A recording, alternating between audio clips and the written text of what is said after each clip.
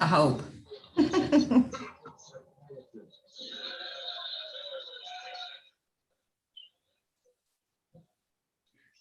I got to delete that one. I'll do that later. Okay, there we are. Yep. Hang on. Yeah, my sound was still on too. Okay. Hey, we're watching. We got 2 viewers, me and you. Woohoo!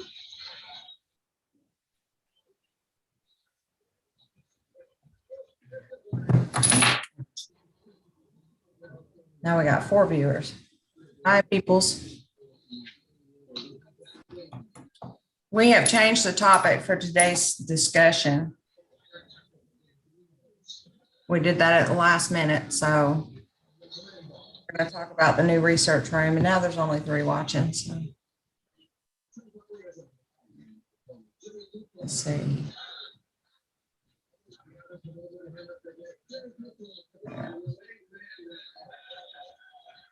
Let's get this share button going.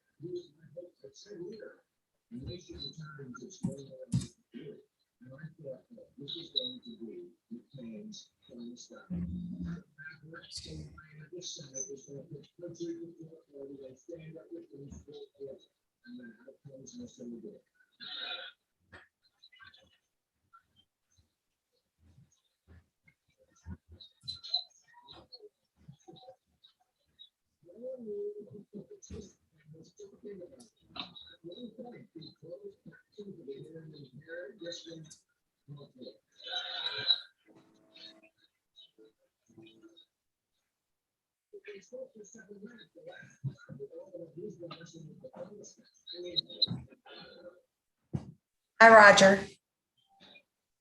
We're going to be talking about the new research room that I just finished. My husband did, and we're going to be talking about the Great Black Swamp Discus Club today.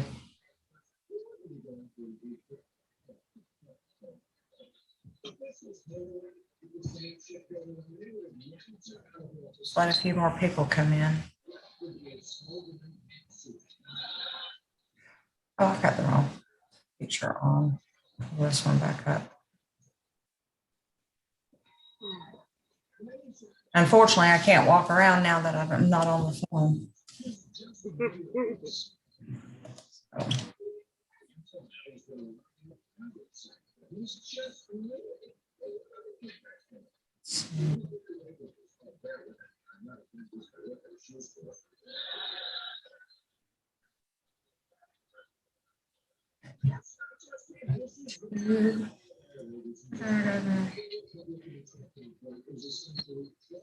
So, Kim, how long have you been in discus?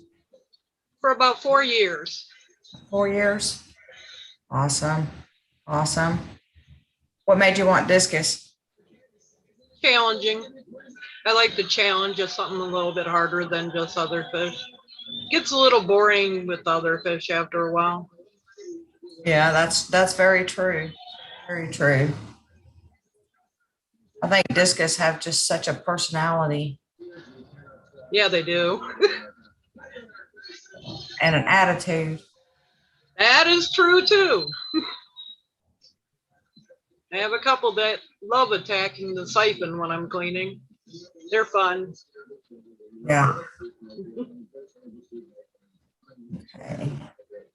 I pulled the YouTube back up on the computer so that I can see a little bit better.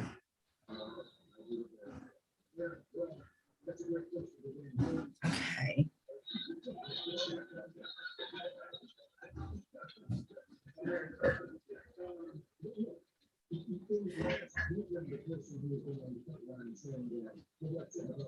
I'm waiting to see if Bob shows up. He may very well, and I'd like to make him a moderator real quick. If he pops up in here.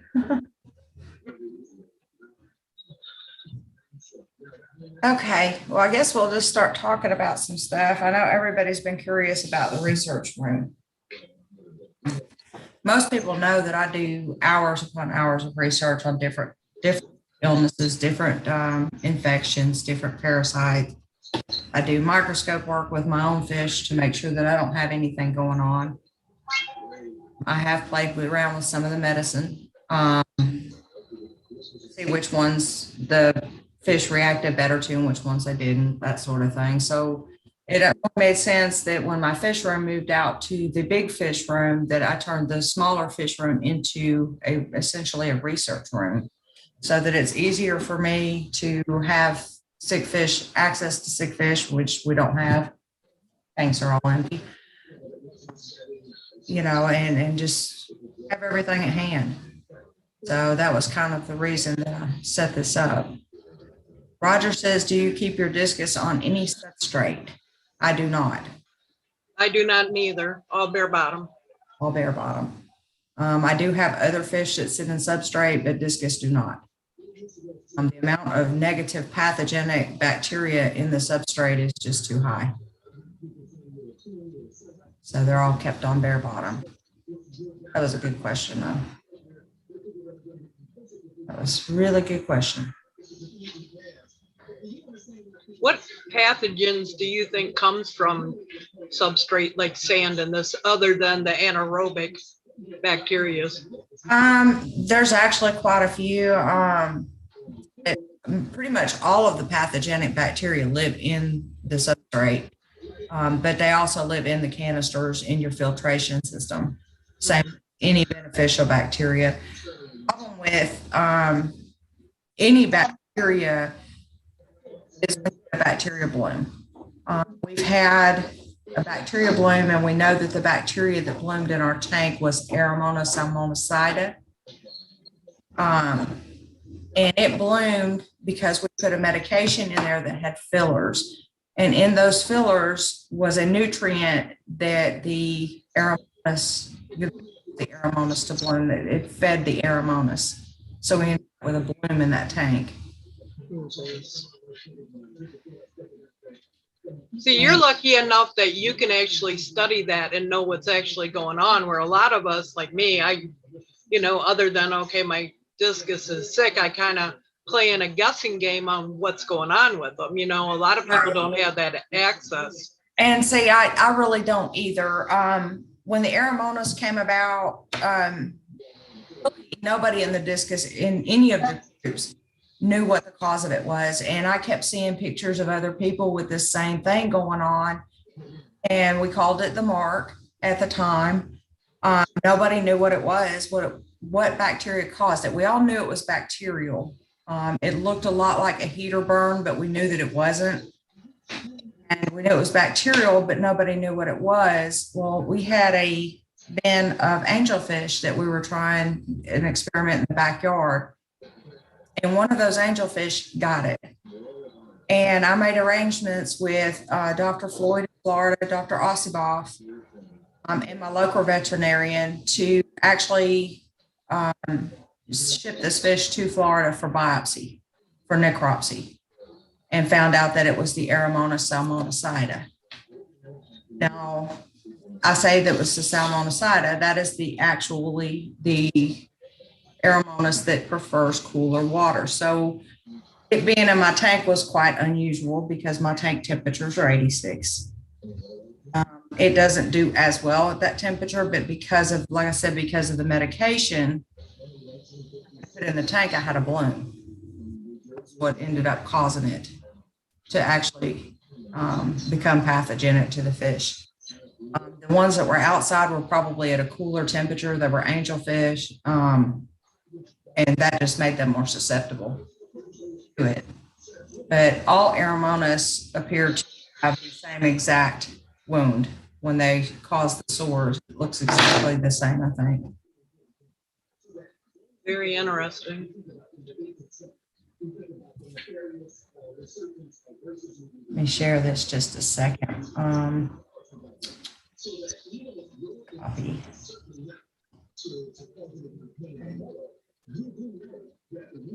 So do you think it's better to keep, I see a lot of people keep their discus at 82. I keep mine at 84, which is midstream, because then I also see a lot of people keep them higher. What do you think, in your personal opinion, what is the best temperature to keep them at? There really isn't one. Like I said, we keep ours about 86. Salmonacida likes a lower temperature. But on the flip side of that, the hydrophila likes a warmer temperature, and you would have to kill it with a high temperature. And I've seen people say, oh, well, bacteria with high temperatures.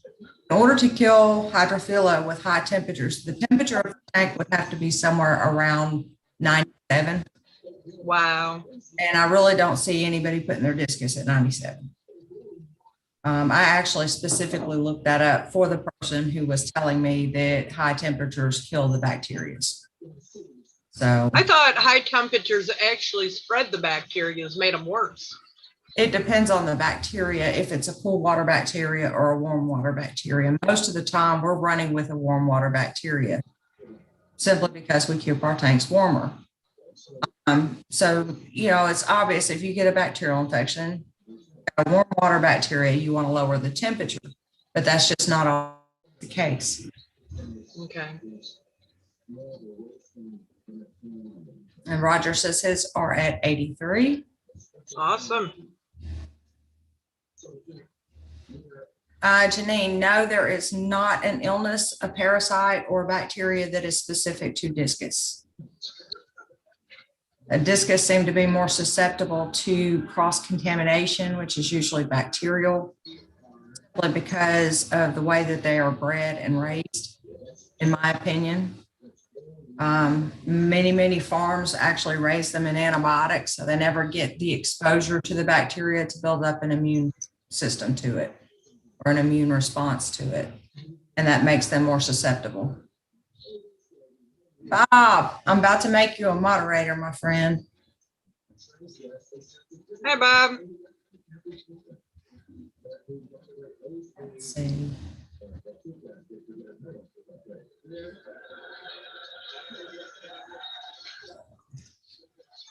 I say I don't know how to do all this stuff. I'm working on it. What's the hardest issue to cure? Personally, I think all of them's hard to cure if you don't go at it the right way from the beginning. However, salt does help with a lot of things. Even injuries it's really good for that. What do you think is the hardest one, Tammy? Uneducated keepers. I mean, honestly, because they make a lot of mistake, and I don't mean uneducated like new people in the because they tend to listen. I think the hardest thing is the people that have been in the hobby for 20 years and have had African cichlids, or they've had saltwater tanks.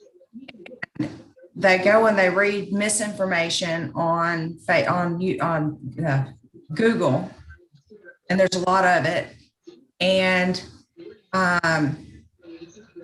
they just believe it, and then they go and spread it around to other people, and it makes it hard. It makes it very hard to keep discus. I agree. I see a lot of the people say, well, what's wrong with my discus? Well, why would you ask a bunch of people and then every answer is different. Some are closer than others. It's just, I hate even seeing those. And everybody thinks that they're helping, and I get that. Everybody wants to help. Mm-hmm. But you really have to know discus, and you have to know what they can and can't handle before you start handing out advice. And yeah, Bob, you're right about that. Headstanding is something that is nearly impossible to cure. I don't know what causes it. So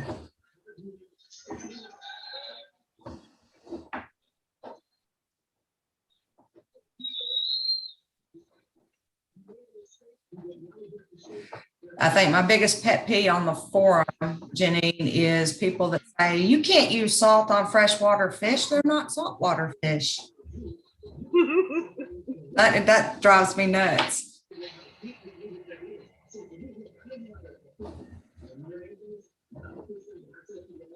Yes, Bob, absolutely need to do some research first. Janine popped up right as I was fixing to say that. Kim, you want to answer Roger's question first? I don't even see it yet. He's wanting to know what percentage of water changes do you do and how many times per week? I do 25% every other day on 30 some tanks. We do on the fry tanks about 80%, maybe 85% every other day. We do 85% on the Stenker tank still every other day because they are still growing, even though they're over a year old, they are still babies. I think everything else we probably do twice a week, 80%. My babies, I do almost 100% every day. So, but my breeding pairs, not as much. It's 25% every other day. Otherwise, I'd never get them done. I'd never be caught up. I wouldn't be able to do live streams. Janine, I'm going to be honest with you. There is no way from a video, from a picture, from a description to know exactly what's wrong with a fish. You have to make an educated guess, but it does need to be an educated guess, something you've seen, something that you know about in order to really be able to help people with it. Hi, Joe. Welcome to the stream. And Matthew, hello. You are watching the questions, right? I'm trying to. It's way down there. Hello. Trying to make sure I'm not missing anything.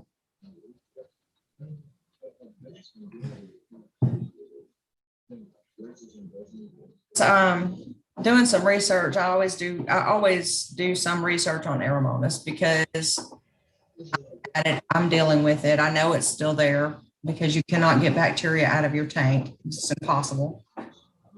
So I have to keep my fish healthy. We add extra vitamins. We're adding vitamin C, stabilized vitamin C, which I shared that in your group I think a couple of weeks ago, the stabilized vitamin C, because I found out that ascorbic acid actually goes out in the water and the fish don't get any of it. So all this time I've been feeding them the vitamin C. They haven't actually been getting any.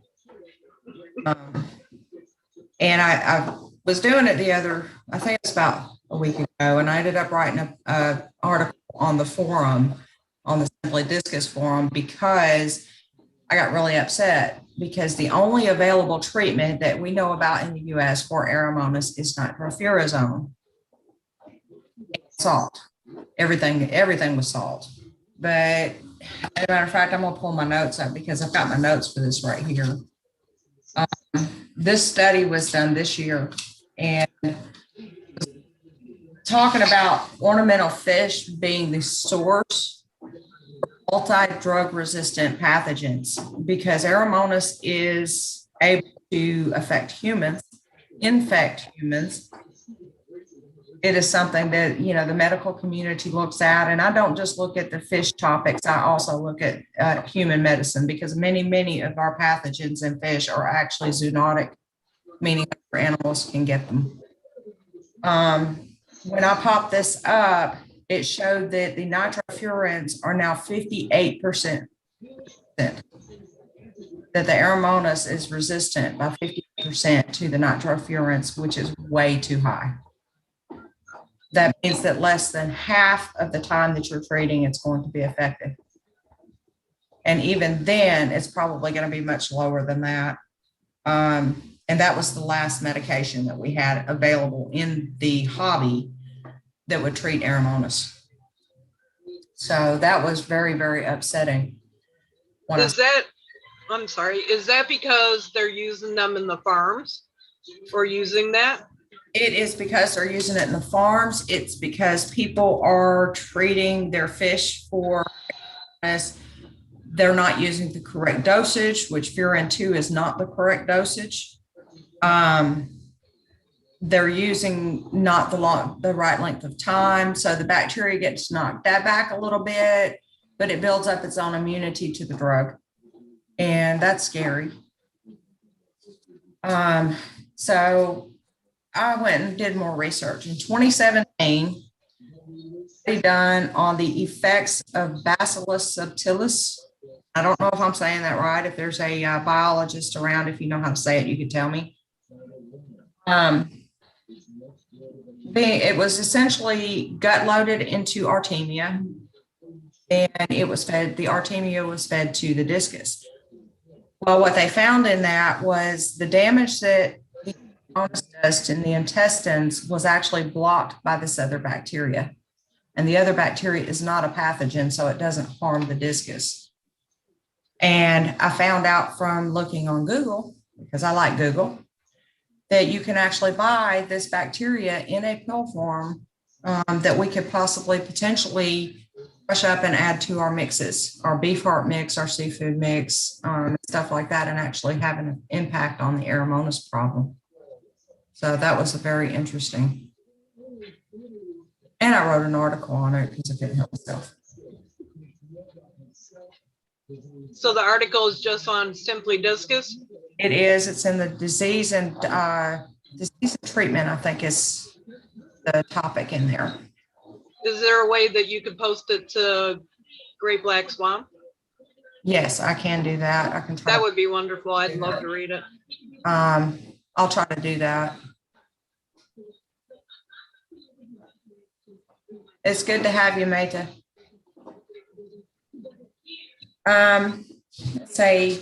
Let's talk about what's going on with you right now. You guys, I don't know if you know this, but Kim is the admin for the Great Black Swamp Discus group on Facebook. And she is starting a club for discus in the Ohio, Michigan area. I'm sure that includes other areas too.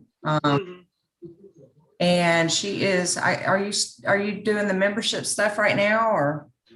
I'm still working on trying to find a place that's going to be reasonable. I had started Black Swamp Aquarium Club a couple years ago, and that's all on its own now. But my main thing is I've always been into the discus, and I want to be with discus people too, where we're just pretty much generally talking discus, and where we can have swap meets that are discus, and just have fun with other discus people. I always think the best way of learning about discus is talking to people. Right. To a certain extent. I mean, that doesn't mean listening to all the stuff online, because you'd be in trouble that way. But, talking to people that's there, that's doing it, helping each other out, kind of mentor the newer people and keep them, keep them going, because a lot of people do discus and they get discouraged. Right. And they do. And I find that there's not enough reliable resources available. And that became an issue because the unreliable places where you can go and get information, they're unreliable. Some of the information is really not good. I'm not, going to mention those places, but sure, I probably know some of them. I combine a lot of the research stuff into fish keeping, and I find it works. And that's, for me, that is my best route, is to keep up with the research, keep up with what's going on, and do that. But it always helps to have somebody you can call, and I have somebody I can call. Everybody knows I call Kerry Strong when I have questions. He's been in this hobby for way, way longer than most people. And he's the one I go to if I have a question. I do too. And I'm lucky enough that, he's not that far from me. So, about 45-minute drive. So, but Right. anytime I've had something and it's like, oh, I don't know, I'm just confused. I have his phone number. I call him on the phone. Hey, I have a problem. It don't happen too Yeah. often. I don't make it a habit every week or something like that. I try to work it out on my own. But I am lucky that he is somebody that I can talk to when I do have a problem, Right. that has kept me actually interested in doing this. I mean, but there's a lot of people out here. They run out, they buy a discus from the pet store, and guess what? They have no information. They don't even know how to keep them. Right. That's where I think a lot of people really need like a source. There's been quite a few fish I've rescued that were on their last fin instead of their last leg, their last fin. Where the people just didn't know what to do for them anymore. They were sick and this and that. And a lot of it is they didn't have the correct information and nobody told them, hey, you need to do this. They need to be kept like that. The water needs to be changed. And that's the problem where I think we need a group where new people can come in and you have where you can go to somebody and say, hey, do you think you can help me out? I'm having a problem.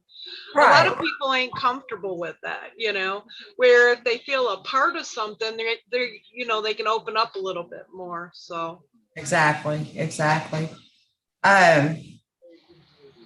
your group it's not just Northwest Ohio, is it? It's the entire area over there. Yeah, it's going to be the entire area over here. Okay. So anybody that's up there in that area, Ohio, Michigan, I would include Northern Kentucky in that, wouldn't you? Yeah, they're kind of far. I'm over here. I'm in Michigan also, just like Carrie. Right. So I'm in the lower half, right at the line of Ohio, which is right there by Toledo. So I think Indiana, yeah, you're still probably an hour drive away. I guess, it depends how far they want to drive. But if we had, I would say we had an auction or a swap meet or something like that, we probably would get people from a little bit more distance, where just like a general meeting or something like that, people may not want to drive that far. But right. And that makes sense. We did have another couple questions. I'm going to go back and address those real quick. Matthew asked if I'm going to try next time my fish get sick to do a study. No, because I don't really need to anymore. There are illnesses that I'm not sure what they are, and I have a veterinarian that helps with that. I can diagnose most everything that I've got going on. So, and I don't have anything at the moment. I was saying earlier, my tanks are empty.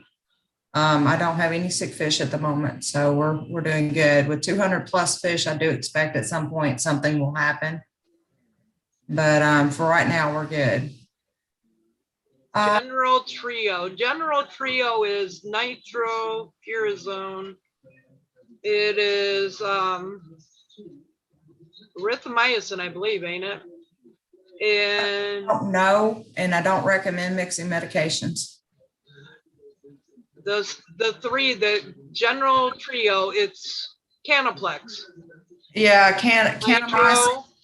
Kanamycin, Metro, and nitrofurazone thing, but I don't recommend mixing them. I was mixing nitrofurazone and Metro with one of my fish, and I told my vet in Florida that I did that, and she yelled at me. So I don't do that anymore. So yeah, I don't. If she says it's not good to mix the meds, then we're not going to mix the meds. If Asian discus and German discus and other are different discus, why do they all look the same? Who said they were different discus? They're not different discus. They're the same discus. They carry different strains of bacteria, though. And if they're mixed together without proper quarantine, they can make each other sick, but they are all the same discus. They're all symphysodon. a lot of people think you cannot mix them in the same tank. That is absolutely not true. I can prove it to you right now. Walking in my room, I actually have some Germans in there with Asians. The main thing is the quarantine. You got to make sure they're good before you mix them together, or otherwise you are going to have sick fish. Is albino strain prone to more diseases? Absolutely. That is with any species of animal, any species, humans, fish, dogs, cats, everything can be albino, and they all have poor immune system. They are harder to keep and they are harder to breed.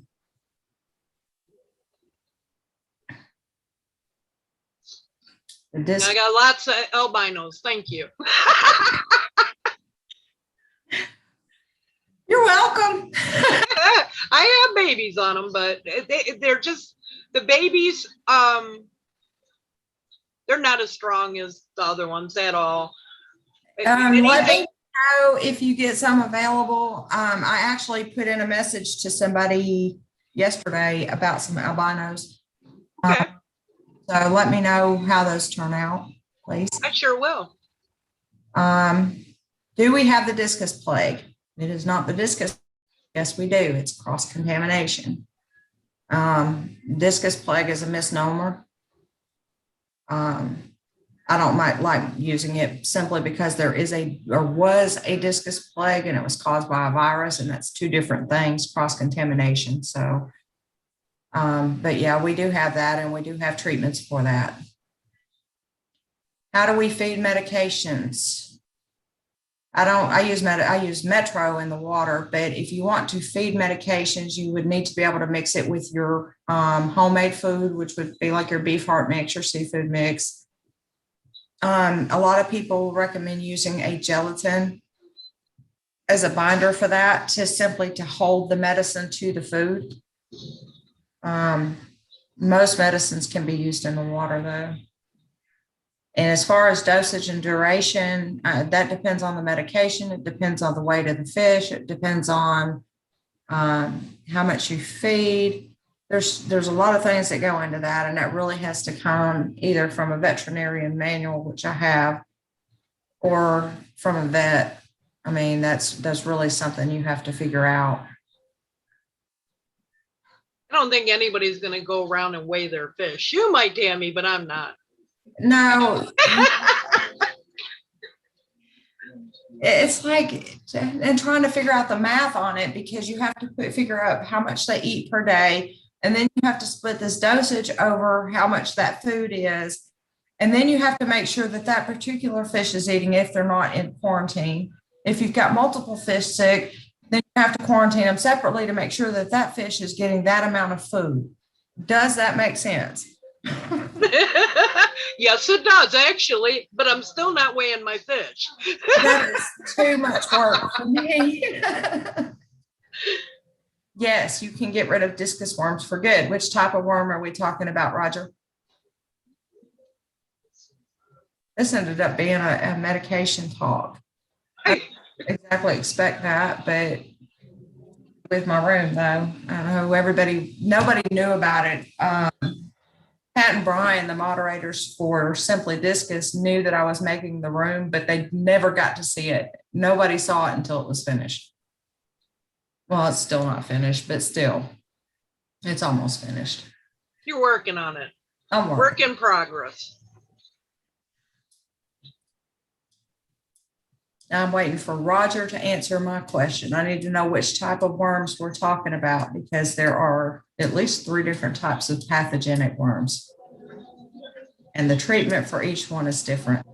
No, it's not really for 2 of them, but for one of them it is.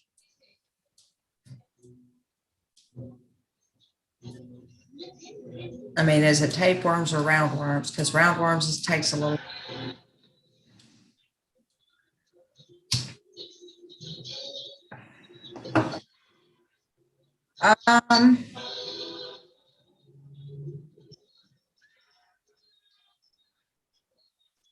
I'm not supposed to give out the ingredients for my beef heart mix.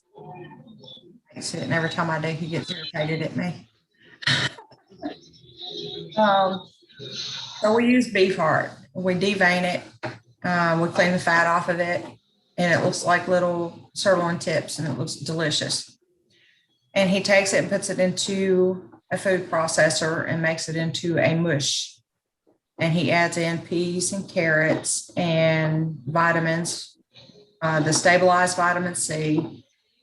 Pretty soon we're going to be putting the subtilis in as soon as I can get some. Shrimp goes in, spirulina, eggs,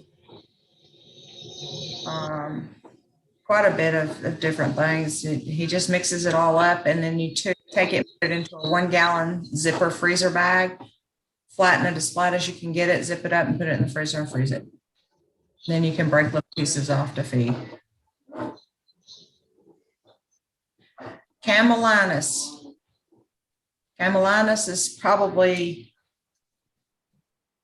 the hardest because they can actually go through the lining of the intestine.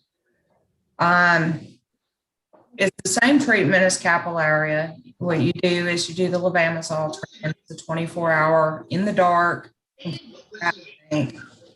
that for 24 hours. Take the fish out of the tank, clean the tank out, wipe everything down, put clean water in, put the fish back in. 5 days later, you do the same thing over again.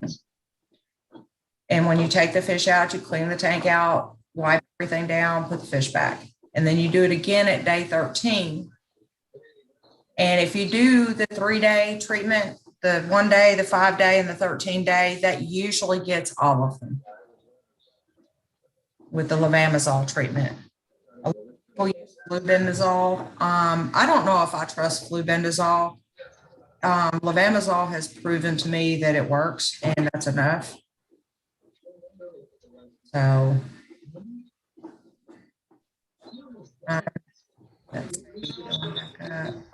and make sure you clean the filter each time that you change the water for the levamisole treatment.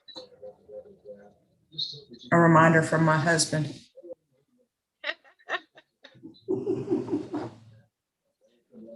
Okay. Discus food mix, perfect. Okay. Francis, what's your question of the day? We're talking about Great Black Swamp Discus Club, and we're talking about my research wing.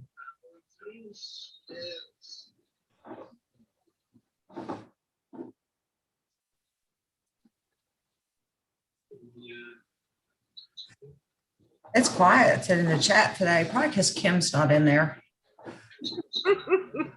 Is it really? Yeah. Sometimes I feel like I'm the only one that posts stuff. You ever notice that? Yeah, well, you know, the live stream's a little bit slow still. I mean, we need to really start doing this every weekend, but my work schedule hasn't worked out that way. Mm-hmm. And Carrie, between me and Carrie's schedule, it's just not worked out where we can do it every Sunday, but we're going to work on that. And we're going to start having special guests. Today, you're my special guest. I want to start getting some of the suppliers in, and you guys give me your thoughts on that. I want to try to get some suppliers in and ask them about their operations, what they do, who they import from. Absolutely. I think that would be an amazing thing to do, what their setups are in their stores or in their facilities. I'm sure Dennis's Discus would talk too. He's not that far from me. He's in Bowling Green, Ohio. A lot of people don't know he's there. He actually came to the Black Swamp Aquarium Club that was last weekend, and kind of hung out with us and had some discus there and stuff. I'm sure he would be happy to talk. Well, let me know when you get it going, and I will definitely be one of your first members. Awesome. I may be a little far away, but I'm willing to come and visit. Yeah, but you're supposed to come visit because we got to find Carrie's secret room, remember? Yes, we do have to search Carrie's house.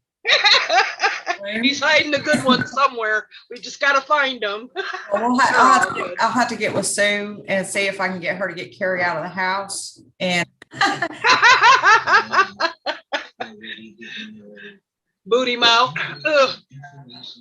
And there's other people, that I would love to have on the show. I'd love to have somebody from the Discus Association to come and speak with us about the NADA. Yeah, that would be wonderful. A discussion about the show next year. Actually, isn't today the last day of the raffle tickets? Yeah, that's what I was just about to say. Today, raffle. You guys, I don't win, so it don't matter. Y'all better go get some tickets. Those tickets are like gold, man.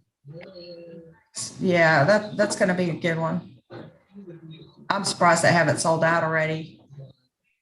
I'm surprised too, because those are supposed to be some good sized discus. They're not small. No, they're not small discus. It's 8 really decent size, and they're still juvenile, so they're still growing. They got a lot of growing to do, but they looked really cute in the video. I don't have room. You called a fish cute. They're babies. All babies are cute. I don't know. Some fish are not cute. No, I will agree that, I'm not a very mean person. Brutes. But yeah, there's some not cute discus that get shown in the brutes. I would love to say that no discus is ugly, but I can't. I agree. But I'm not one of those people that goes and tells people that their fish are ugly. So that would not be nice.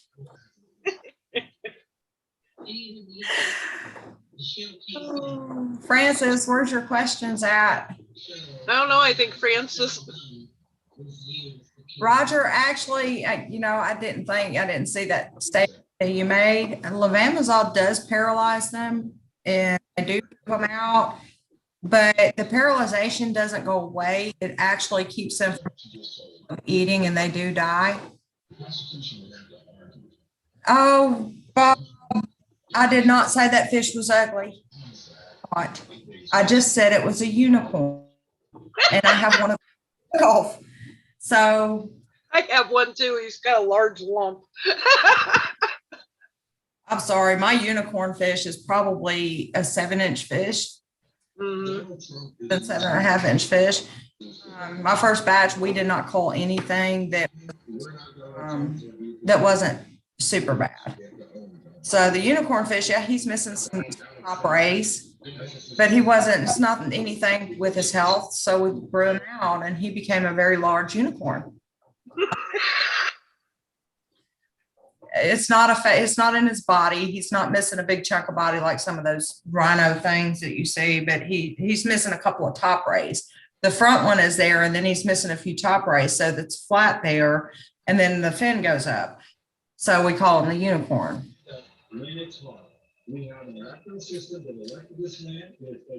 Okay.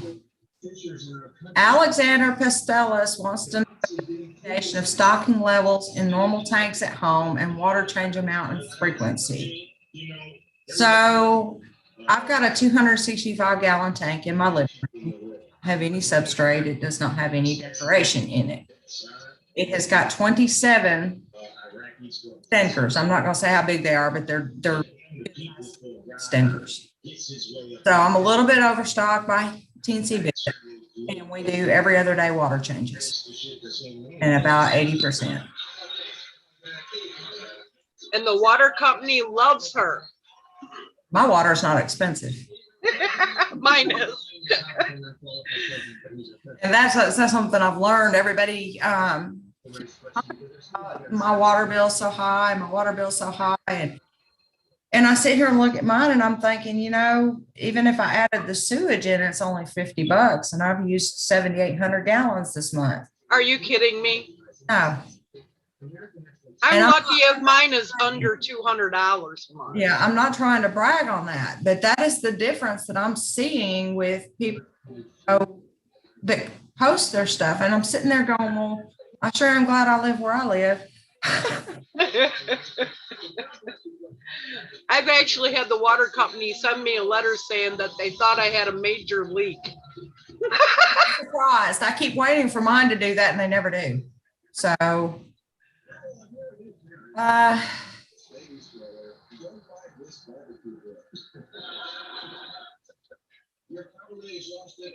yeah, Matthew, I agree with you. The bulldog fish that they're starting to bring out, especially the ones with the duck lips, they are culls. There is no way that, no. Discus are a very flat fish. And this is going to come into the veterinarian side of stuff, but they're very flat.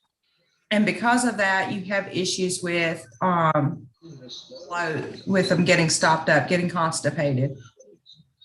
Blue diamonds seem to be the worst at that. I don't know why, but because of that, you've got that compact, and you already have issues with constipation, and then you turn around and flatten it the other way. What do you think happens there?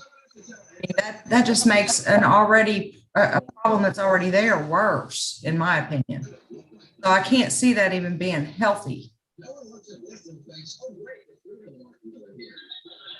Roger has 2 breeding pair of discus still young, have bred 4 times each, very poor broods. Males seem to not be good at fertilizing.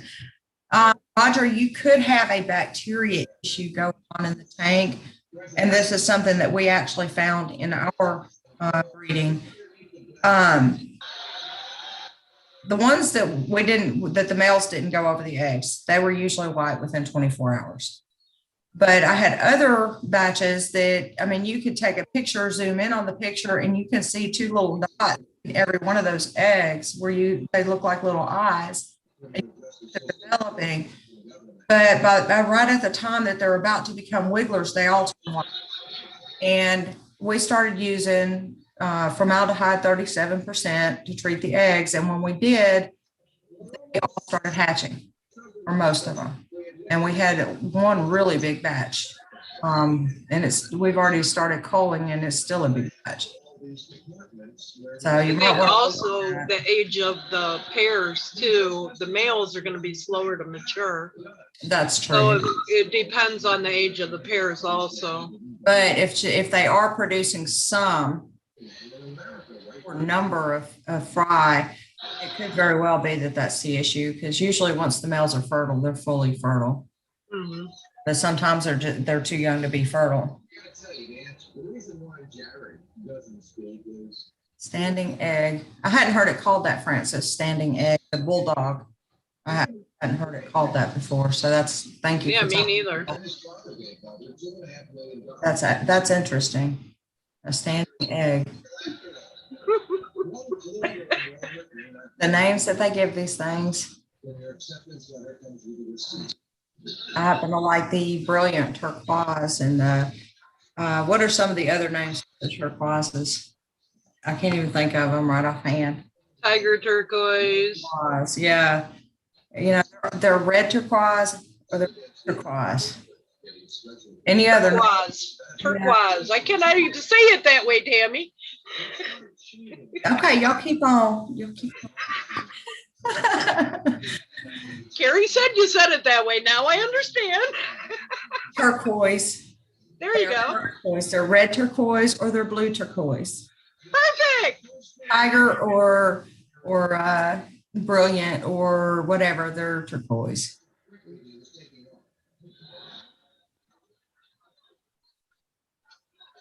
Dosage per gallon, we do 5 milliliters in a 50 gallons. So that is 1 milliliter per 10 gallons. And you can figure out the rest. How about that?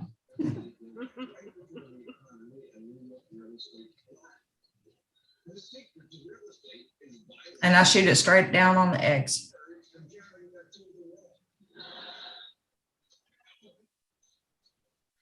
I hear a lot of people say that they use what is that blue stuff? I cannot think of it. Methylene blue.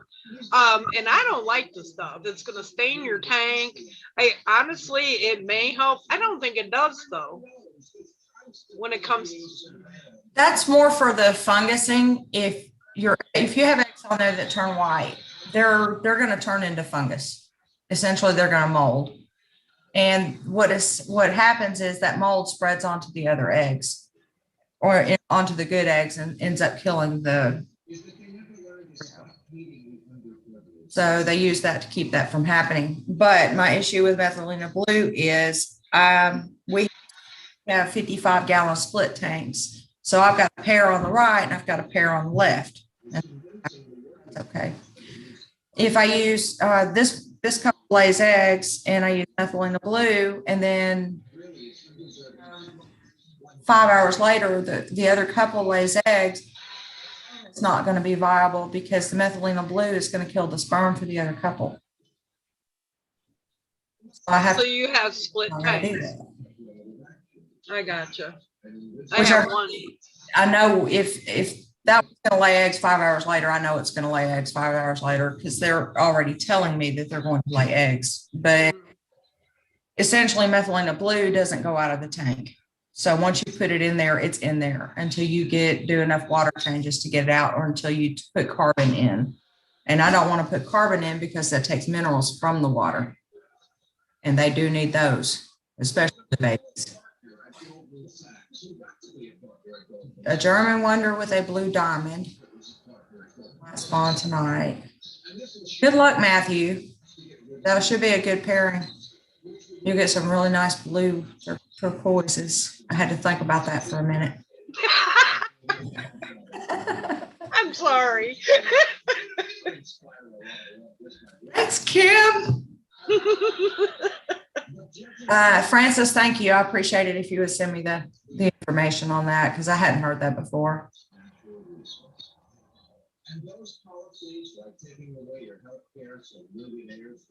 Yes, Bob, you had the benefits of well water.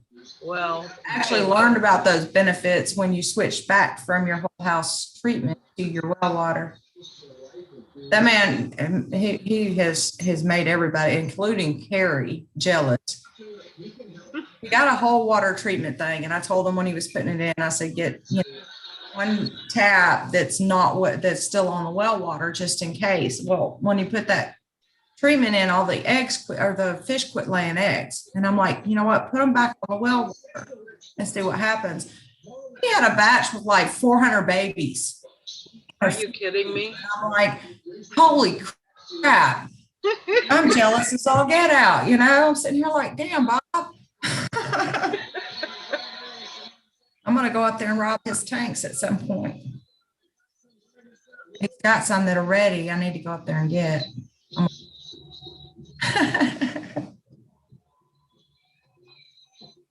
Oh, I like Bob. Bob is my very good friend. I went to visit Bob last year. Mm-hmm. He has a nice fish room, and he has some pretty fish room delight. And those blue diamonds that laid like 1 million babies are from Delight. So they're going to be really nice fish, really big. And the ones that he's got sitting that are ready right now are actually they were called wild green crosses from Kenny's Discus. And those babies are pretty.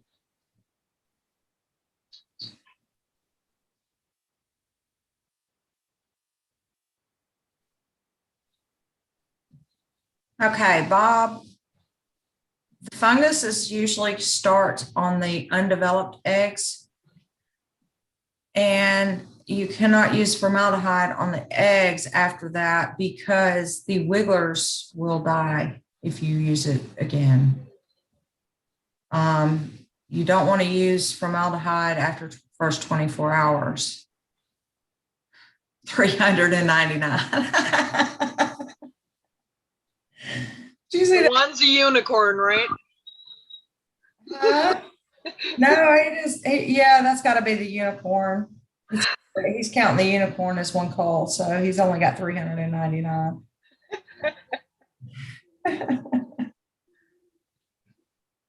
Matthew, when you use water other than what they're used to, you do have to be careful of changing your pH on your. You start changing the pH on your water, it can really affect the adults.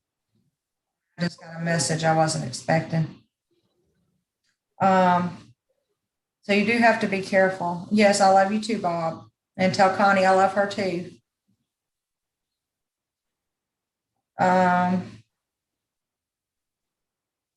That's all the questions right now. You guys, come on, give me some questions here. She's on a roll. So are you. The sneak attack live stream. Yeah, right. Thanks, Carrie. It was Carrie. It definitely, most definitely was Carrie's fault.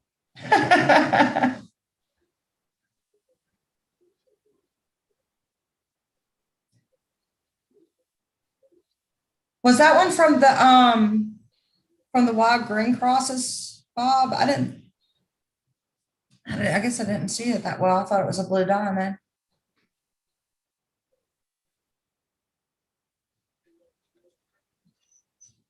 I have some red-eyed blue diamonds right now. Fry. Okay, he said that's from the wild green crosses. I didn't realize it was from them. My preferred brands of dry food, we feed Tretzer Color Bits and we feed Prime Reef Flakes. We have the wild discus food. I can't remember the name of it.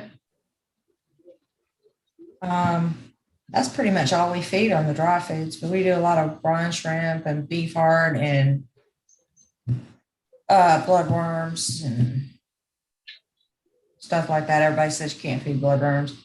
I've had 4 fish necropsied and not one of them had parasites and they're all fed with worms. So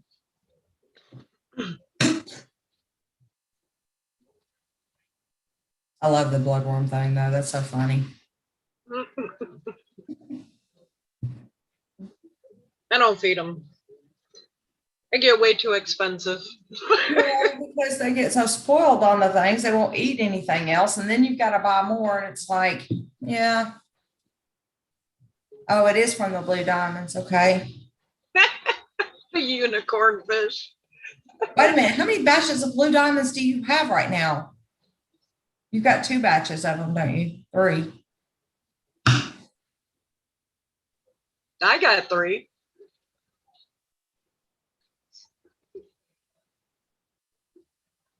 Okay, Matthew, test the TDSs on it because spring water should be loaded with minerals. You do not need to raise fry in mineral and RO water. And that's something people need to know. Once you get to wiggler stage, if you know that batch is going to turn out, you need to switch them back onto tap and get the minerals back in the water because they're not going to do well without minerals.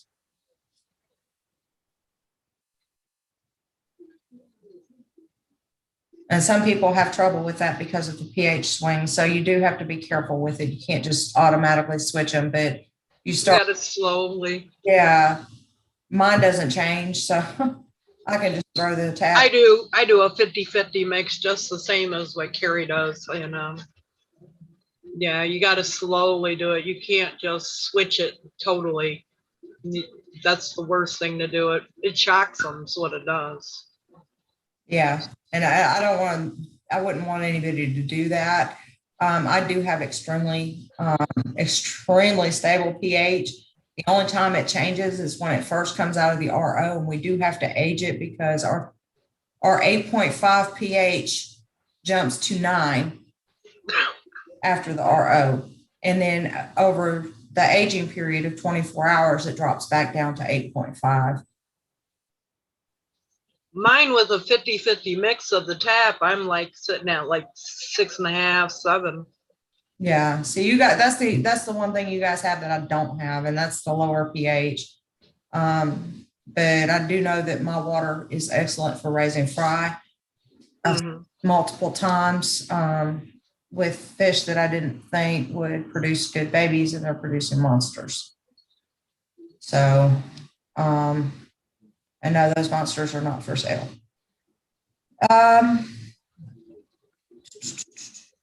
Bloodworms are okay, but you have to rinse well. I don't feed live bloodworms. I feed frozen bloodworms. Any worms that you're going to feed need to be cleaned well before you feed them. I use Hikari frozen bloodworms. I have used other brands. I do find that the other brands are not harvested early enough, so they do have the hard exoskeleton, which can cause issues. So I tend to stay away from those. Oh, Bob has 3 batches now. Holy crap. Do I add calcium? I do not add calcium. I think they get enough calcium from the other foods that I feed. And I have enough calcium in my water to, if I let it dry out in the bathtub, it would take me forever to chisel through it. So I don't think I need to add calcium. You're not a rookie. No, I wouldn't think you are. You're actually asking some very good questions, though. Dry blackworms. I have not fed those. I had some, but I fed them. But as far as I know, I mean, they're fairly clean once they're. I don't know a lot about blackworms. I'll be honest with you. You need to ask Carrie that one. He's a blackworm expert now. He is, but I mean, I think the drying process actually kills the bacteria and the parasites that sit on the blackworms. So yeah, but doesn't it pull the minerals too, or the vitamins out of them? If there's anything good in there at all for them. Yeah, Roger. Okay, that was a good question because I don't feed mussels, not because of whirling disease, but there have been studies done on fish that were whirling discus, and it came up with multiple issues. Each fish had something different. It could be a parasite that affects the brain. It could be a bacteria that affects the brain. It could be a virus, or, it could be a lot of things. But what I find interesting is the fact that some fish survive it and some fish don't.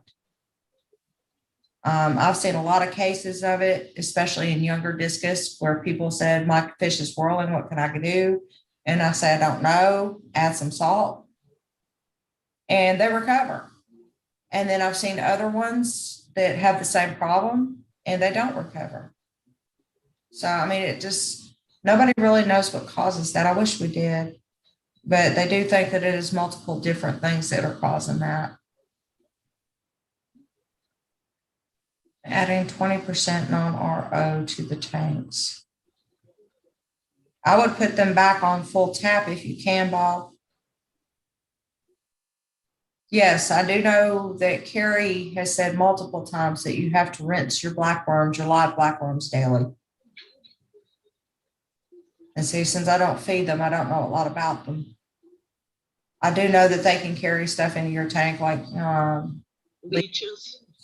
Somebody I know just found a leech in their tank, and I'm like, yeah, they come in with the blackworms. So don't know who that was.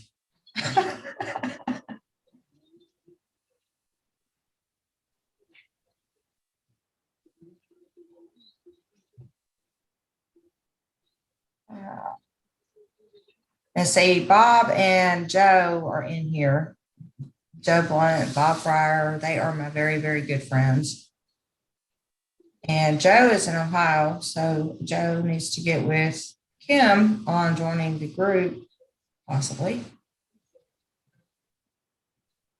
And Bob is over in Virginia. Bob is going to be needing to offload fry. If anybody is in the Virginia area, y'all might want to get with him on some fry because he's going to need to offload some soon. He can ship up this way. As long as the eggs haven't hatched, you can leave them in the RO mix. Shrimp, salmon, and whitefish. Yeah, you can use all of those. It's best to use a saltwater fish for making a mix. If you use freshwater, you're taking a risk of adding freshwater bacteria, freshwater pathogens to your tank, and you don't want to do that. So I think that's what you were talking about. Matthew is from Ohio. Kim, you need to grab Matthew. You got to get that discus stuff going up there. We feed our adults 2 times a day, and our grow outs, if they don't have a full belly, they get one. I guess that's the only answer I can give. I mean, if we go into the fish room, which we do many, many times a day, if they don't have a fat belly from having eaten, then we give them one. I don't have a specific number. Kim, you have a specific time amount that you feed them? Kind of the same thing, but it normally ranges anywhere from 5 to 6 times a day. Yeah. I mean, I really don't. I've never even counted it. I go in there and I look at my husband and I say, they don't have a fat belly, and he gives them a fat belly. Wish I could get mine to do that. He won't even go near the fish tanks, let alone feed them or clean a tank. My husband is into the fish too. I mean, this is not I do this by myself. This is my hobby. This is a mutual hobby that we both share a passion for. That's wonderful. He is sort of retired, so he doesn't really do, I mean, he does stuff. He works around here like crazy, but he does all the water changes. He takes care of everything and lets me know if anything's going on so I can take care of it. He is an absolutely amazing fish keeper. And, he just does all this for me and for us to have. The best I get is him carrying the RO buckets. That's it. Everything else I got to do myself. How many tanks do you have, Kim? 46. Oh my goodness. 31 of them are discus. And you might have more than we do, because we have not filled the fish room up with tanks yet. So I breed mainly all in 20 talls. So I only have one tank that is split, and it's a 55 that is split. right. I say most of ours are 55. I think I've got enough room for 30, 55 gallons in there. We are not full. I do not have all the tanks. I think I'm short by 9 or 10 tanks. But then we have 9 20 talls in there and 2 150s, but there's another 150 that's going in. Awesome. And then I've got these 4 in the 220s that are going in here. So about lighting, just your overhead ceiling lighting. Pretty much in mine, yes. Discus ain't crazy about bright lights. I find that a lot of times with the bright lights are a lot more skittish even.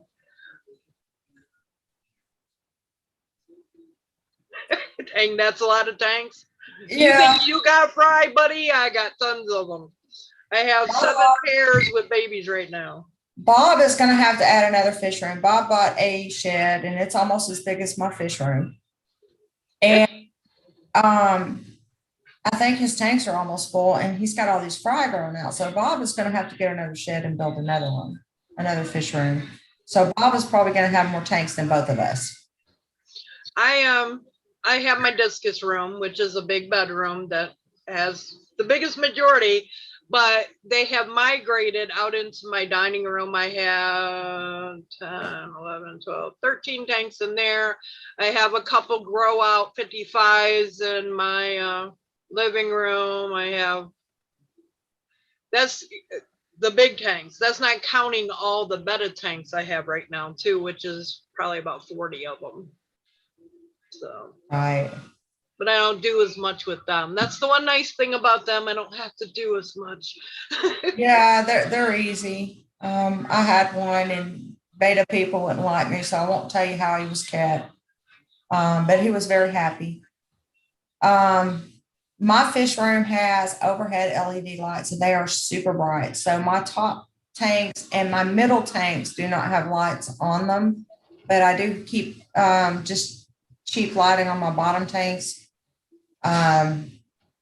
Honestly, I don't even know what brand it is. I know one of them, at least one of them, is on the old tube lights that come with 5 gallons.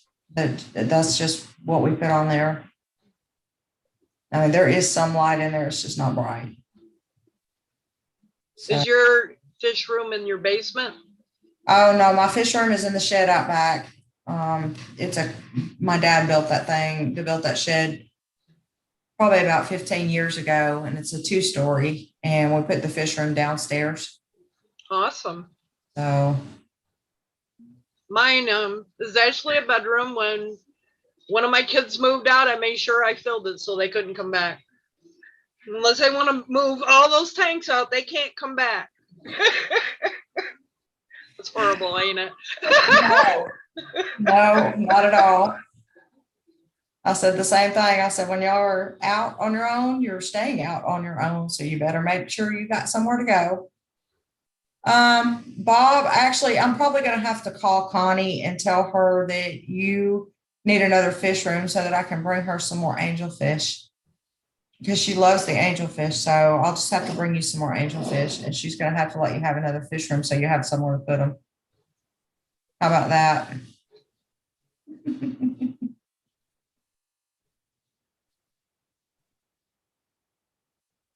Let's see, did I miss anything? Okay, ingredient added for the redfish.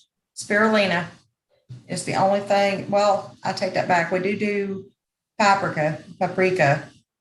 And that helps with the red. So we've got the spirulina, the paprika, and the carrots that go in, but that's for the nutrients as well, because it has the carotene in it.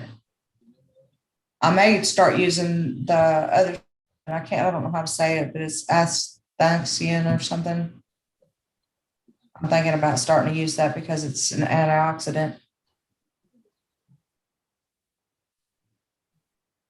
Under the counter lights. Bob, I need those for under these tanks right here. If you want to come up here and install them for me, that would be lovely. Putting him to work. Do I use heaters? Yes, I use heaters. They don't kick in very often. I turn off all vents to that room in the summertime so the central air don't go in there. With all my heaters being set where they are, that room stays about 82, 83 degrees. So they're not kicking on all the time. But there is heaters in every tank. Mine as well. I have a heater in every tank. You got to think, Kim lives in Michigan, and it gets cold up there in the wintertime. And there's no way, even though it's 82 in her fish room, her fish tanks are actually keeping her room warm. But if she didn't have heaters in there, the temperature of the water would start cooling, and that would cool the room. And yeah, that's how it works. I have heaters in all of mine, even though I'm in the South. We do get cold at night, and we do have freezes from time to time. Every other day it'll be 70 one day and 20 the next, stuff like that, So we do have heaters in there. Can you stop white discus peppering? That is more of a breeding issue. Yeah, that is genetics versus, you know what? You can't stop that particular discus. But if you want to have white discus and you don't want them to pepper, you need to cross it with something with the golden gene. And your next generation, you're going to have some white that are not peppered. You're going to have some golden. And you can breed from there. And it helps clean them up. Thanks, Bob. I appreciate you coming over tomorrow to put them lights in. I still got to go get the air hose for those. I've got the pumps in there, no air hose. I mean, it's not like I'm using them, so I really don't have to have it right this minute. Well, why is there? You can put water in them for you. I can think of all kinds of things he could help you out with there. He's just not going to like me, is he? The water is easy, though, because the bathroom's right across the hall, and that's where that's where we hook the water up to go out to the fish room. Oh, okay. So we have warm water that goes straight into the tanks. I do have a hot water heater ready to be put in there along with a sink. And we just have to dig the trenches and bury the pipe and connect it to the water and then run the electric, all that good stuff.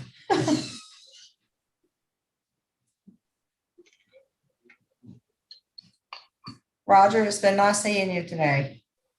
Thank you for coming in.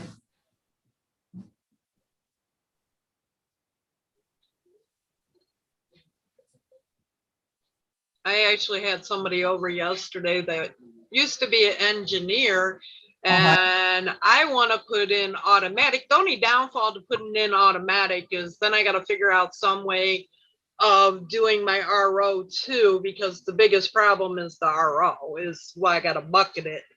Right. But there again, even if I just had it where I get the RO in and then they fill, I guess would be all right. But I'm one I like scrubbing everything down. So with having automatic, it's not going to scrub the tank. So is it actually any better? I don't know. And say we have a transfer pump for the water changes in the fish room because there's so many tanks. And when he first started, I think it took him 5 or 6 hours to do the tanks in there.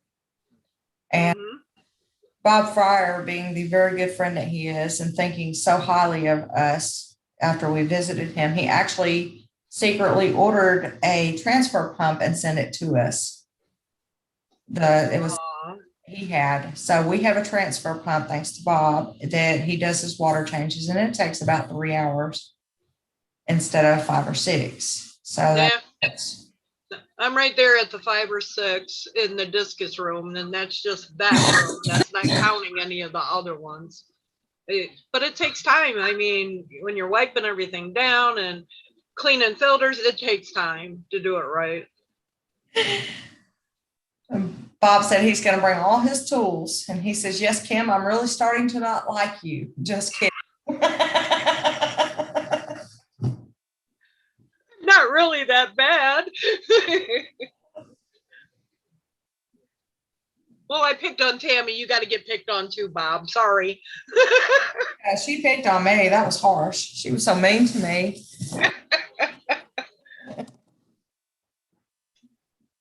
Oh, we are 76 minutes in already. Wow. This has gone quick too.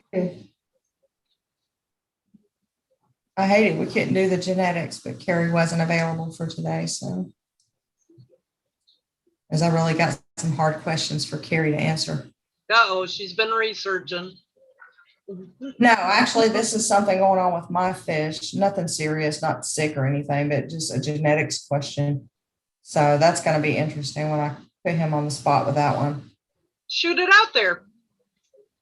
There might be somebody. We do the live stream, and he's going to answer my questions on the live stream. You're going to put him on the spot. I got see. Oh. Serves him right. No. Oh, let's see. I don't see any more questions coming. They were coming quick for a while there.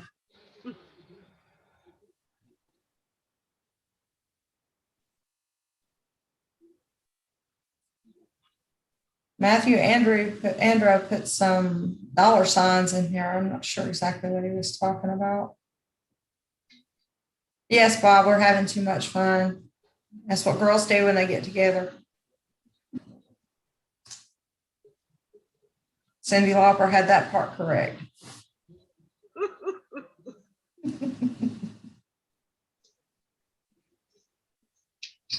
So I've got posters coming. I got more posters coming. Fish posters? Yeah. And, I got permission from Pat, husband, to use one of her photos because I really liked the picture of her fish's face with the fry all around. I thought that was just an awesome picture. And then G-Long Discus, my friend from Australia, I shot him a message and I said, I want to use your fish for a poster. I said, I'll leave your name on it and everything. It's not like I'm trying to steal it. I just want to use it for a poster in my room. And he's like, oh, cool, go ahead. So I've got one of his in here, but I didn't put any of mine on posters. So my husband asked me about it, and I'm like, you know what? I'll get some. So I've got 2 ordered. And since I've got these pretty fish in here, I decided that one of mine was one of my favorite pictures. I got a 2 foot by 3 foot poster for my own fish. So That'll be interesting figuring out where in the world I'm gonna have 2 foot by 3 foot to put the thing. I'm sure you'll find a spot. The room's empty. You got lots of room you can cover there. Yeah, well, I got tanks to put in too, but I've got a spot right here. I think I can put that one, but I've got 2 other ones coming too.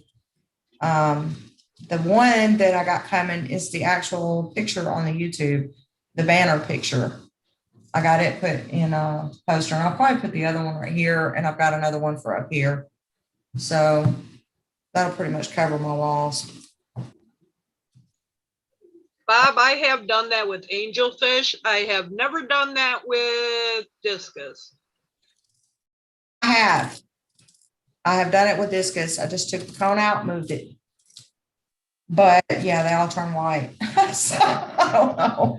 Actually, what happened was I had some angels in a tank, and I had a whole bunch of angels in a tank. And of course, these 2 paired laid eggs all over this plant. So I actually had to dig the plant up, and I moved it to a different tank and moved the pair over there, and everything survived. So Amanda, is your husband close by?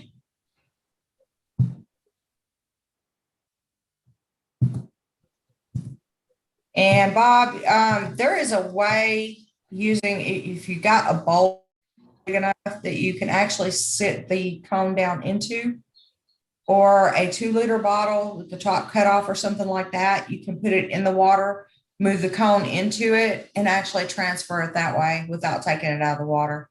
We didn't. We just grabbed it and put it into the other tank, but like they all turn white. So Doug's is there with you. Good. Happy anniversary, you guys. happy anniversary. Been married 11 years. Wow.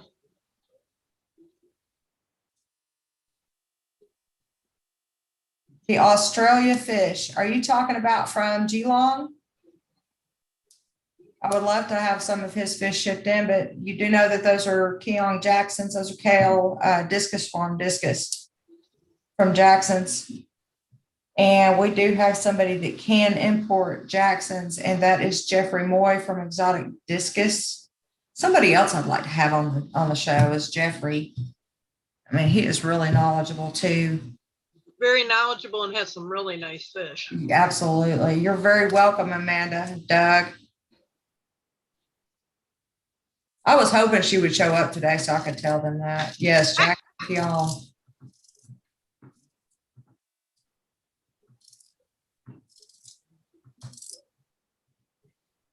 So somebody else may be able to, but Joe, did you say that Delot Discus may be able to bring Jackson's in?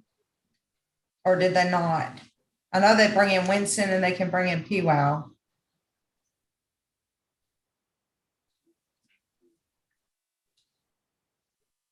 And probably you can probably get with a transshipper to see about getting the Jacksons from Kale Discus Farm shipped in. And those things are gorgeous. I could look at those fish every day.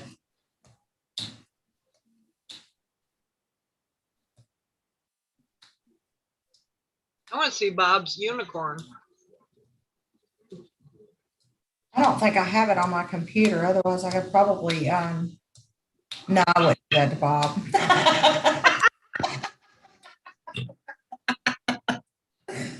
By the way, Bob, I did learn how to do screen share. So, and I don't think, I was looking to see if I've got, I doubt it. I'm not going through that. I've got like 3,000 and something pictures on this phone. There is no way I'm finding a picture. Not in the next 15 or 20 minutes anyway.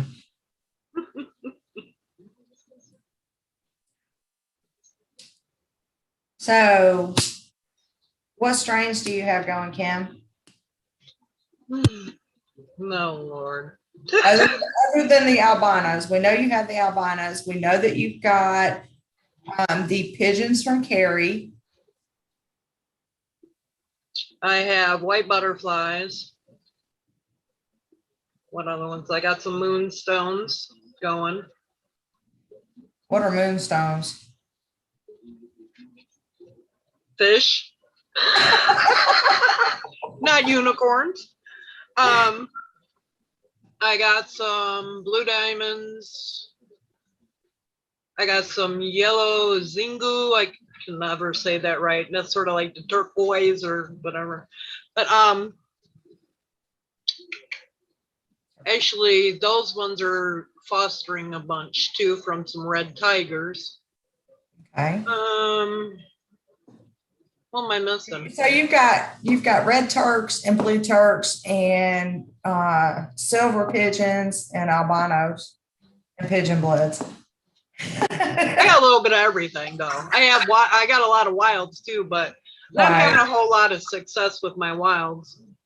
I learned from Pat Husband that she told me a lot about the wilds breeding and stuff. They are seasonal and you have to catch them in their season. Because they actually are still on the cycle from the Amazon, whatever that cycle was. So you actually have to catch them and get them into the lower pH water during that time and lower their temperature and all of that. And it has to be, just the right time. Mm-hmm. I know my heckles, they lay, but so far I've not been successful. But they may lay twice the whole year. And that's it. They're not like the other ones that 3 weeks later it's like, oh no, not again. It's still my question for Carrie. How do you get them to stop? Yeah, I can answer that question for you anytime because I that one out. Brian, you're very welcome. We're just trying to be here and educate other people on something that we have a passion for. So that's just kind of what we're doing. Bob, I'm not sharing your picture. I would have to transfer it from my phone to the computer and download it and then pull it up. And I'm not going to do that. I might do that next time, though. I may show everybody the 400 fry that you have. Bob just sent me pictures, so I might be able to see. Thanks, Bob. I'll look at them when I'm done with this. Brian, I think at some point, anybody who is breeding in the hobby has to offload their fish. Oh, yes. Say that we're not here to sell fish would be kind of redundant, considering that if we don't sell them, we'll get overstocked. So, yeah, we do have to sell fish occasionally. I am not a breeder for sales or anything like that. So. YCID Discus Farms. I don't know who that is, Francis.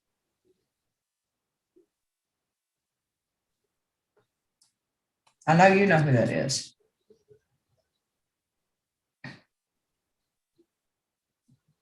Francis puts up some really nice pictures. He does. And I'm going to talk to G-Long too. Because I know he brings in Jackson. Because I asked him about that before.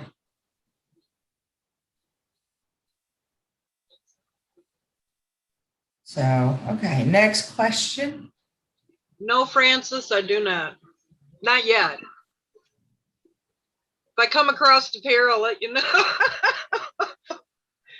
Albino platinum. I actually tried to buy some of those from Kenny.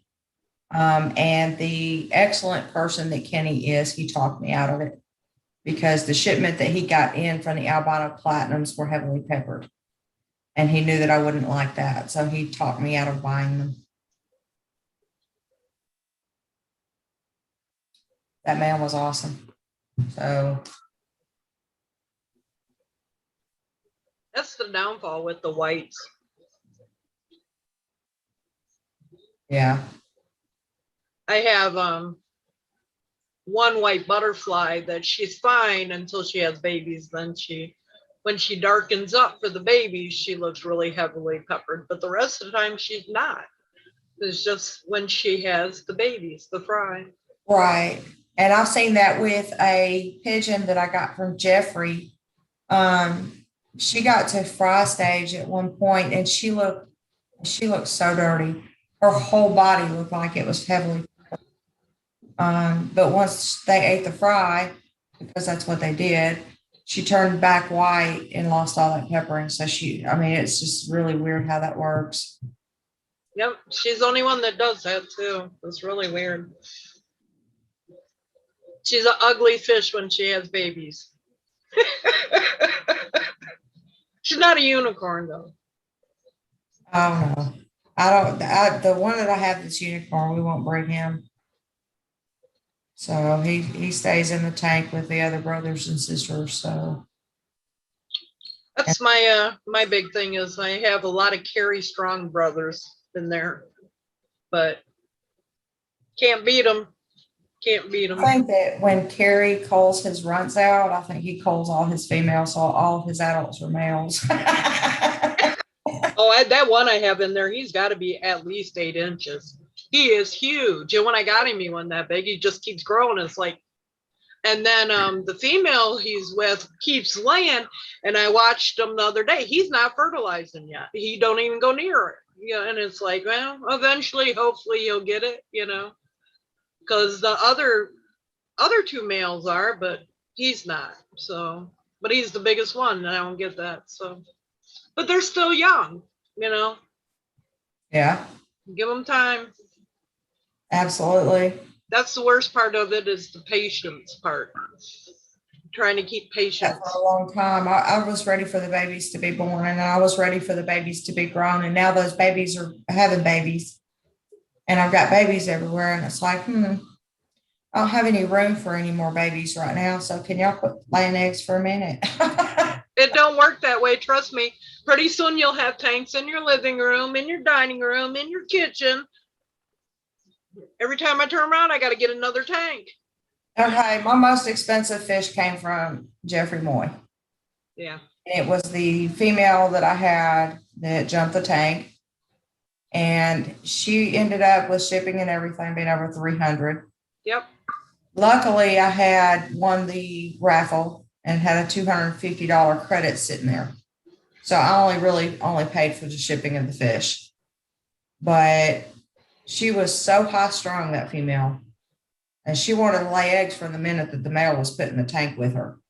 And she was absolutely beautiful. But for whatever reason, she just was high strung and just jumped right out of that tank in the middle of the night. So you don't cover your tanks? I do. It was covered. Wow. Yeah, all mine are covered. I don't trust them not to jump out. Wipe down the tank walls consistently. Yes, there are bacteria that grow in your tank that actually form a film on the glass and other structures in the tank, and it is a pathogenic bacteria. So you just essentially you want to wipe down your walls, you want to wipe down your decorations as much as possible, and just kind of keep that cleaned off. How much have you spent on one Amanda. fish? Amanda answered her own question. I really didn't have to answer it. And yes, it keeps the glass looking clean, and it helps keep the algae buildup down too.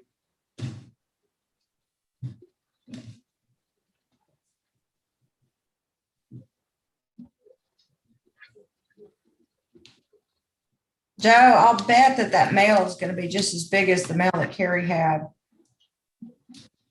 They get big. They get really big. So I have 3 of them. They're each 3 different sizes though. But the one that was the smallest when I got him is the biggest now. He is big. The stinkers we got, it's been a year now that we've had them. So I'm guessing they're a year and 2 months or so old, and they're still growing. I mean, I know that they still have time to grow, and so they're just, I'm not interested in them pairing off. I just want them to sit and grow because I just think that they're still babies. So they'll grow for at least 18 months, in my opinion, as long as they're treated correctly.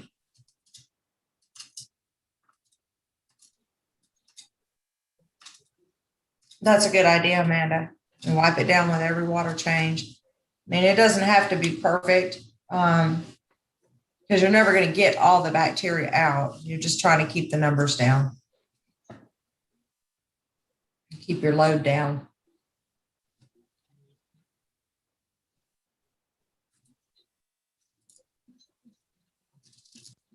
Oh, it got quiet in the chat, Kim. We're gonna have to get together this summer.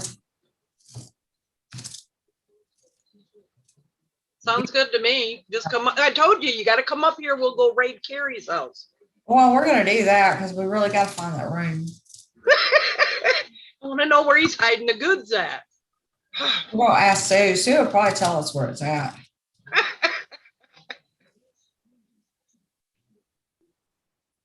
I need to run up there now and pick up a mail from him. But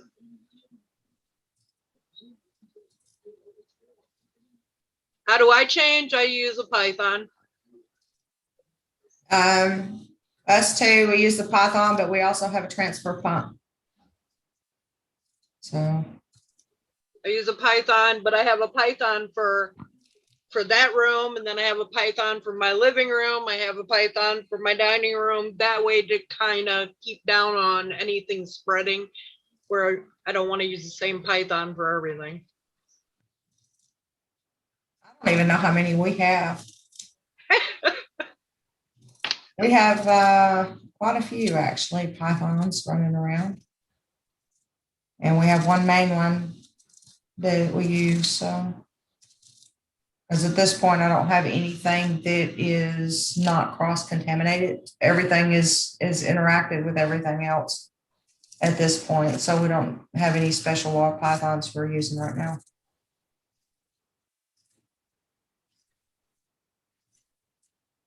Do you age your water? No. We age the RO.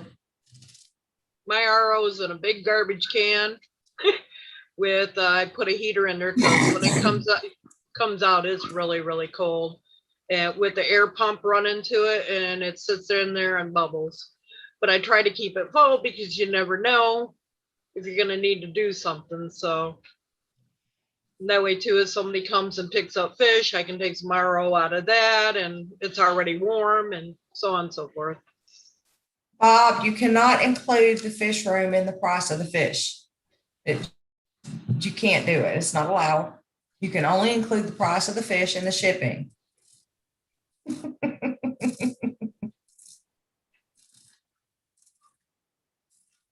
He tried it. You see that, right? Uh-huh. Let's see how it is. Yeah, we age our water with the air pump and the heater in it to get it warmed up and keep it at temperature. Like I said earlier, that our pH is very strange. It goes all the way up to 9 when it comes out of the RO, and then it drops back down to 8.5. I'd like to know how it goes up. It has something to do with the limestone, I believe. But I'd have to get a water chemist to explain it to me, because I can read research papers all day long, but I do not know chemistry. Somebody would have to explain that to me. I don't question it. I just know that it is, and I deal with it.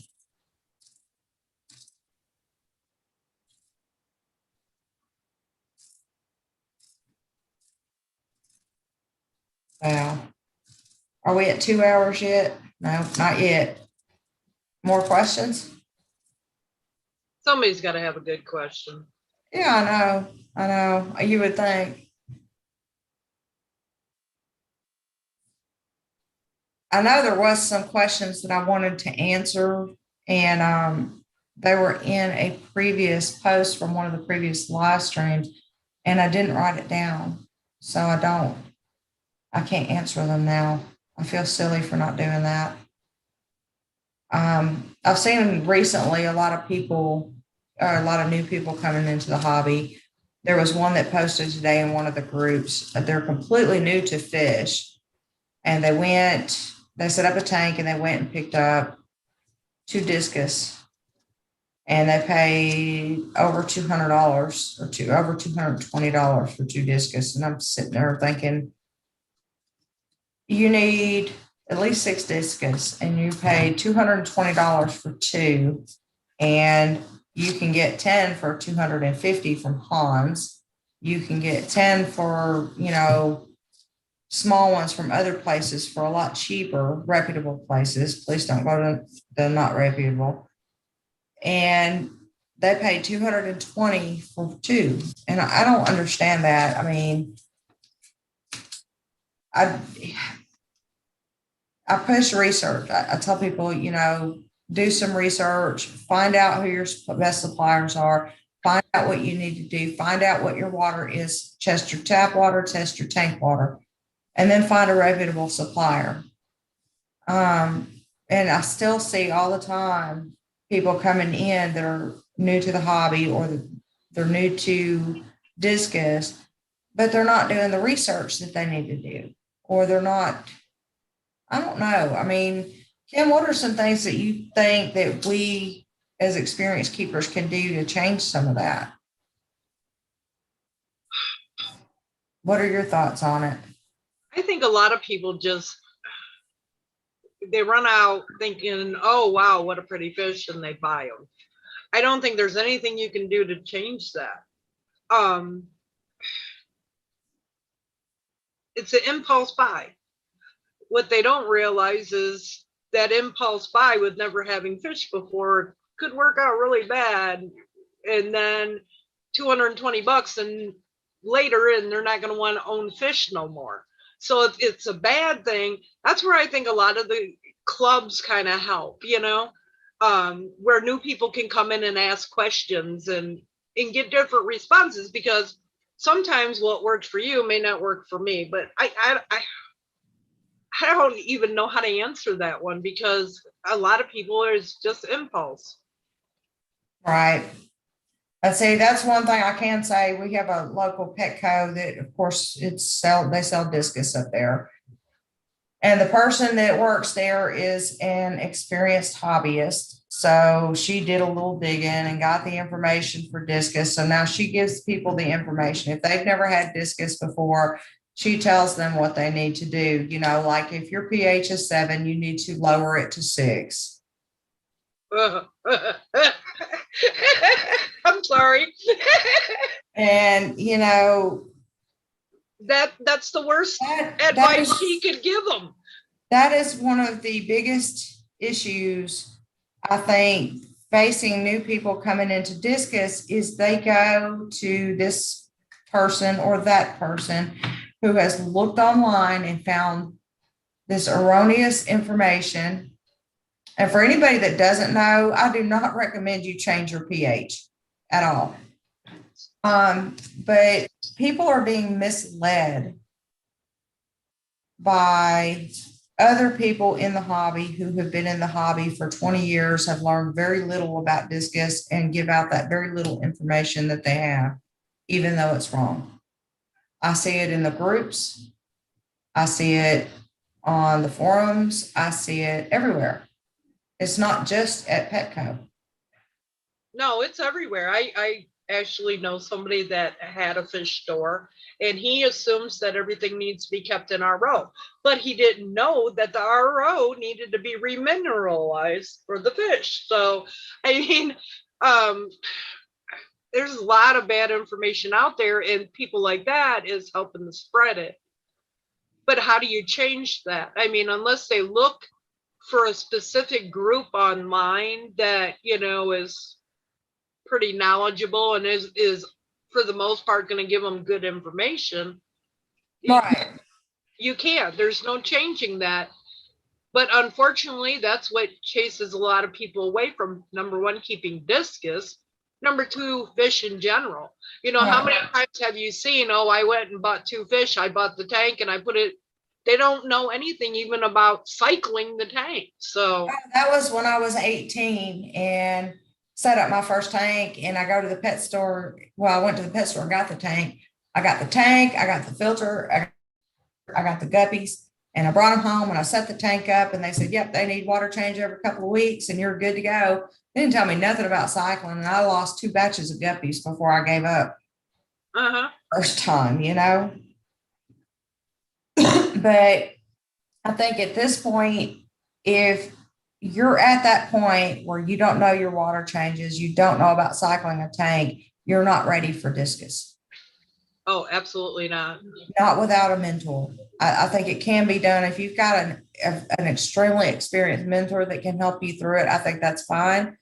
But I don't think new people should be told that they can do this, but they have to go add phosphoric acid to their water and put their fish in it.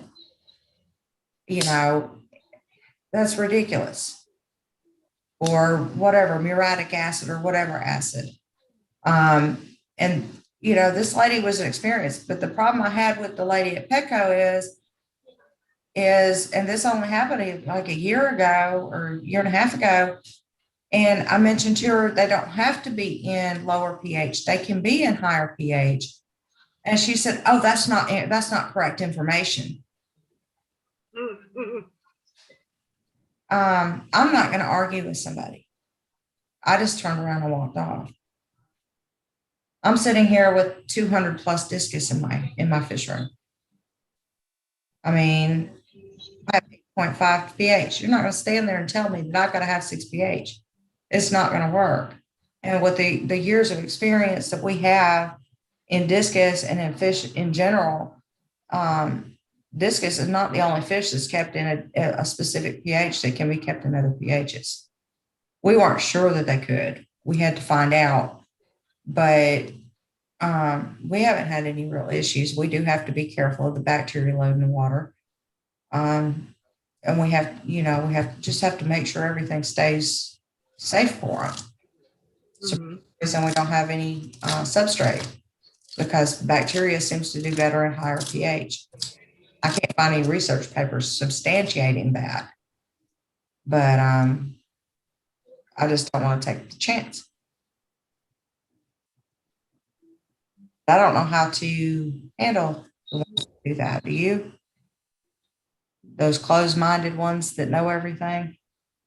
Sometimes it's not even worth the time to even go there with them because they're going to argue their point regardless. And in honest reality, until 10 people corner them and say, no, you're wrong, they're not going to listen to anything you say, Well, the attitude that I've run into, I don't even think 10 people could convince them. I don't know what would. Maybe writing an article on and having it come up on the top of the Google search. And that may not either. I mean, they're going to believe what they read because what they read is, and who knows how long ago that article was from years and years ago. They honestly believed that. Now everything is different. People have found out long as it's a stable pH, they're okay. Right. Of course, you don't want to bring in a fish that was in 6 and throw it right in 8. You kind of want to acclimate them to it, but yeah. Well, invite them to a live stream with Carrie. Okay, Kim, about that. Let's talk about that. I have had shipments come in from Kenny. I've had shipments come in from Jeffrey. I've had them come in from Hans. I've gotten some from Discus Guy. I have bought from Chris Graffis in Ohio. I've brought some up from Florida. I've gotten some from Virginia. Ones from Virginia were a little bit iffy. They're still really nice fish. They were F1s, but I went up there right after the hurricane hit and something had happened with the water and fry were affected. So I don't know how much of them coming here, they were F1 wilds. So I don't know how much of that pH was affecting them or if the damage from the water was affecting them. They didn't do well while they were here. They're doing way better now. They're at Pat Husband's house now. But they come in from shipping. We stick their bags in the tank. And when we think the temperature is about right, we take the fish and dump them in the tank. See, now I don't do it that way. I've never asked what the pH is by Kenny. I've never asked what the pH is at Jeffrey. Carrie's, I know, is low. Hans's is a little bit higher. I think his is actually closer to mine, maybe 7.8 or 8. But we just dump. We've never had an issue. most shipments, when we tank within 2 hours, they're at the glass waiting for food. I think we've had one from Brian Nario. We had one, they didn't, but they had punctured the box all the way through the bag and everything during shipping. Oh, Lord. Only fish that I had that weren't at the glass when they first came in. Everyone else's fish have done fine, just being dropped straight in the tank. See, I don't do it that way. And a lot of people don't. I mean, my thing is going up does not really affect them as much as going down. So if I were to ship fish, the first thing I would tell somebody is you need to acclimate them to your water, because going down in pH is going to bother them, where going up doesn't. See, mine, chances are they may be coming down because mine is a lower pH. Right. So, you know, maybe it's a good thing I do it that way. But I have always done it that way. So, but keep in mind too that only a few points up or down, really, up is nothing. But even just a few points down is not that bad. But you do, if you have a lower pH, you do need to find out what somebody else's pH is when you get your fish shipped. I think that's a really good idea. makes sense. I know Carrie's about the same as mine. Yeah, I think a lot of people in the US have around the same. I mean, I really want to be in an area that has around 7 or 7.4, somewhere in there. I don't want it to be real low. I don't want it to be real high though either. So if I ever move, I think that will be a consideration in where I move to. Would be Go in and test the water before you buy the house. absolutely. I know that's bad, but I think if you're a fish keeper, I think that's something that you need to keep in consideration when you're going to be moving. Well, you're going to be moving your fish with you. So why not? I mean, if you find a nice house and the pH is a little high, but this house over here is nice and the pH is perfect, why not? I don't want to move all these fish tanks. Thank you. I'm good. I'll pass. I'm staying here. Yeah, if we move, I'm hiring somebody to move the tanks. I can't say that I blame you. I mean, that's a really big tank. I can't remember. I think it's an 8-foot tank in my living room. I don't want to move it. We had a heck of a time getting it in, so getting it out is going to be even worse. Yeah. We still got people in here and nobody's asking questions. I guess they're just watching us make fools of ourselves. Bob said, hell, he's got 201 tank. What are you talking about? 200 fish. Oh. I thought it was 399, Bob. 399. Oh, that's Bob's. Yeah. Over 201 tank. Is that the fry? You got more than 400. You got 400 and something in there. No, it's 399. I bet it's 499. He's going to send some to everybody. Hey, my friend Joe is in here, and his son was boxing in a professional match over the weekend, and he won. So congratulations to Skylar on winning that match. We're all proud of you.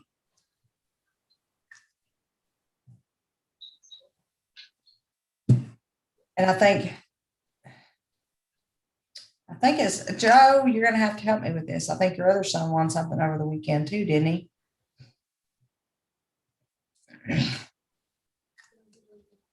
And Bob would know too, because we were all watching.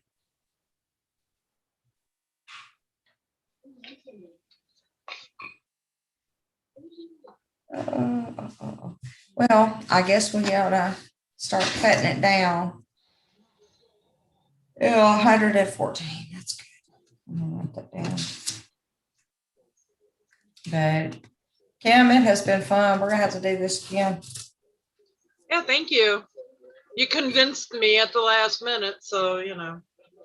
I didn't even bother combing my hair.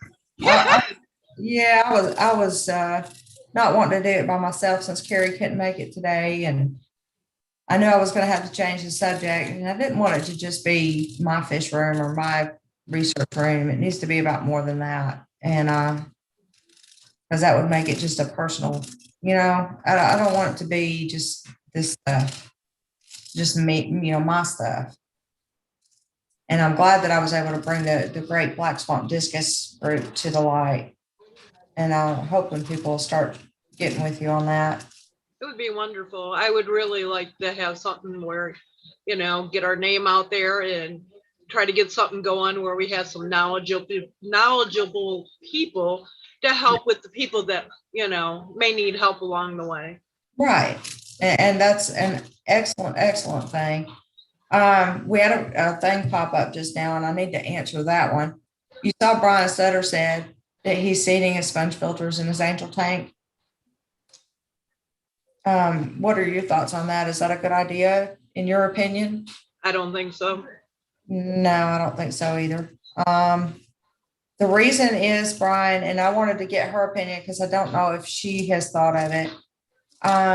When you bring in new fish, you need to quarantine them. And if you quarantine them in a tank with other fish, you're going to get cross contamination. Well, if those other fish are in the tank with those sponge filters are carrying the same bacteria, the same parasites.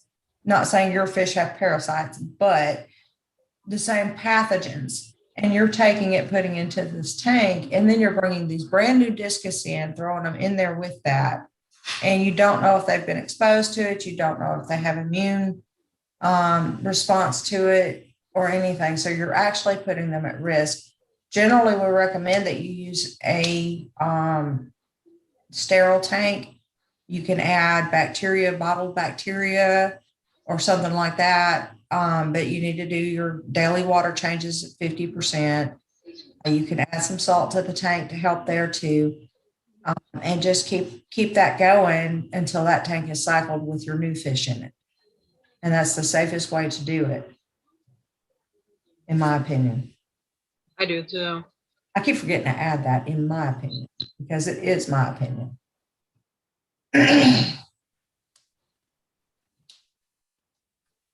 Anytime, Joe. I'm so proud of Skylar. That was amazing. And yes, I have watched every video and partial video that you put up yesterday. Those were awesome.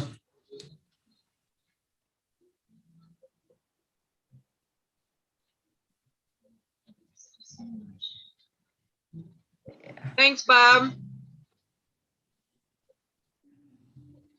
All right, guys, we're going to sign off now. We really appreciate everybody watching the stream. It's been really, really fun. And we will catch you guys next time. And still will be in the chat for a few more minutes after I stop the live stream. So if you guys want to ask anything else.